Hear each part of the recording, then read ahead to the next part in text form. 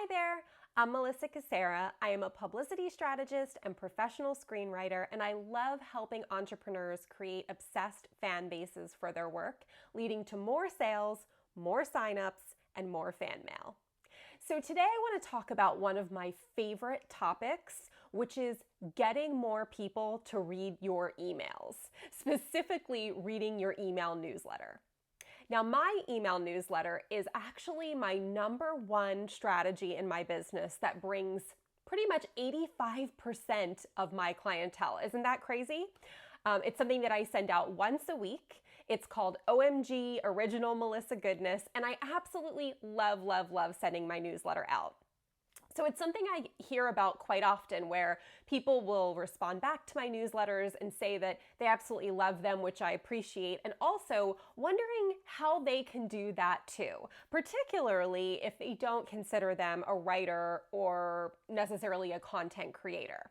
So I'm here to tell you that it is possible. Even if you don't consider yourself a writer or a content creator in any way, you can create an amazing newsletter for your audience. So I'm going to give you 3 really great tips today on how to do that. So the first way to do that is to simplify. Now, if you watch my videos here, you follow me other places, you probably hear me say the word simplify a million times. And that is because it's one of the guiding principles that I use for my own business and really for my life. I try to keep everything really simplified and really streamlined because that leads to a more pleasurable business and a more profitable business. So when it comes to your newsletter, simplifying is truly the way to go. If you are on my newsletter list, you'll notice that most of my newsletters are very plain text. There's not a lot of fancy stuff going on. I may drop an image or 2 in there. I have kind of a cute banner at the top. But other than that, I'm not loading it up with tons of different bells and whistles. And so I would highly recommend when you do your newsletter, keep it as simple as possible. And it's not just in the design, but also in the focus of the content. So when you sit down to write a newsletter, make one clear point. I know that you probably have a lot of things that you want to share with your audience, and that's amazing. But when you send them a piece of correspondence through an email, you want to have one clear, specific point. That's it. So when you sit down to write a newsletter, write whatever that clear, specific point is that you want to make, the one thing that you want them to take away from that newsletter, and that's what you make. And anything else gets stripped out. So that's how you simplify. Okay, the second tip that I have is to swirl. Now, swirl is a process that I came up with maybe about a decade ago. It's how I run my business. It's a personal branding element and strategy that I use. And now it's something that I teach. I actually have an entire guide on how to create an amazing, compelling personal brand using my swirl method. And I'll link to it below if you're interested.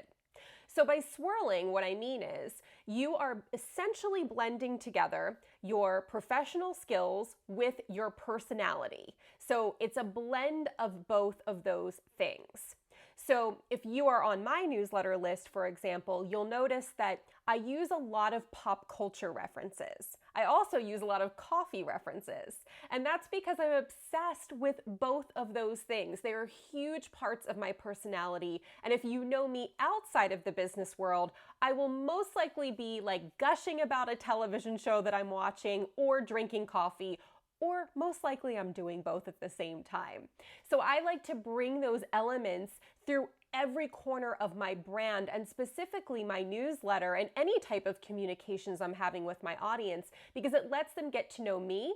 It also helps me to stand out from anyone else out there who is doing similar work as me. So the point is, no one has the same personality that you do. No one has the same makeup, the same swirl that you do.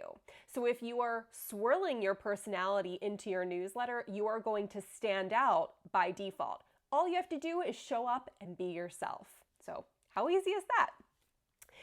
And the third thing that I want to share with you when it comes to doing your email newsletter is an element of surprise. So what I mean by surprise is this doesn't have to be done in every single newsletter that you put out there, but it's a way to surprise and delight your audience. So what I mean by that is coming up with fun ways to show your subscribers that you care.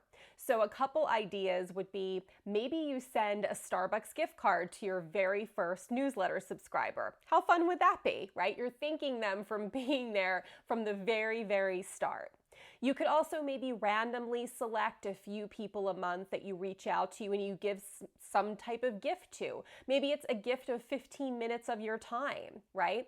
Or maybe you create some kind of gift for your newsletter community as a whole, so for all of your subscribers. So I do this maybe every quarter. I will create something for my newsletter subscribers. Maybe it's a special guide or a worksheet or special prompts that they can use or a special video. Just think of things that you can do for them to surprise and delight them so that they feel happy to be a subscriber and not like constantly hovering their finger over the unsubscribe button, because who wants that? All right, so if you are ready to get more people to read your emails and read your newsletter, I have a little gift for you. So I've created a guide which is essentially all about my absolute favorite productivity technique, which is batching. So batching is essentially just blocking off your time in specific batches where you laser focus on one project at a time. So what's more perfect than laser focusing on your email newsletter? Maybe even getting ahead of the game and writing 4, 5, 6, 7, 8 of them at one time in one very productive burst so that you are maybe 3 months ahead of the game, 2 months ahead of the game, right? And you're not constantly creating content on this like very rigid deadline. Instead, you're creating ahead of time and everything feels really good because it's done in advance. We all feel great when things are done in advance. So I'll drop the link below this video. You can download the guide. It's completely free for you, and then get to work on making your newsletter even more sparkly by simplifying it, by swirling, and also by adding that element of surprise. Thanks for watching.